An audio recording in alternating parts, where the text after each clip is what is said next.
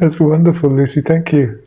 Yes, it's interesting, isn't it? This sense of like the joining up the dots. You know, we have a little kind of dot to dot. You remember dot to dot drawings when you were a kid? A little dot to dot of like what our being is or what our self is, and it's actually this tiny little, very dense mass of dots in the middle of our brain. But actually, when we start to say, well, I am also this sound, I'm also that car passing, I'm also that bird singing, I'm also my heart beating, and my breath coming in and out, then our sense of being is enormously, possibly infinitely extended. And this is what's coming out of neuroscience as well, is that, you know, this idea that consciousness is not something that we give out or generate, as Alvanoe said, like heat from an oven.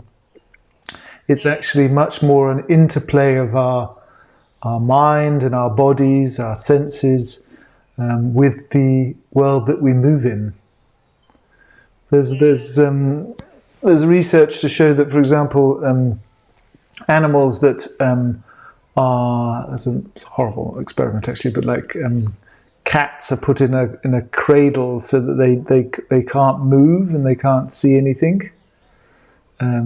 They can't touch things, and their brains don't grow. So there's our sense of self, our sense of consciousness depends on us touching things and smelling things and seeing things. And when we self-isolate, or when we only engage with a screen, for example, or with our own thoughts, then our sense of self, our self-consciousness starts to shrivel. So this sense of expanding out and being truly full, you know, ultimately your dot to dot becomes the whole universe, and you are as big as the universe. Yeah, that's great.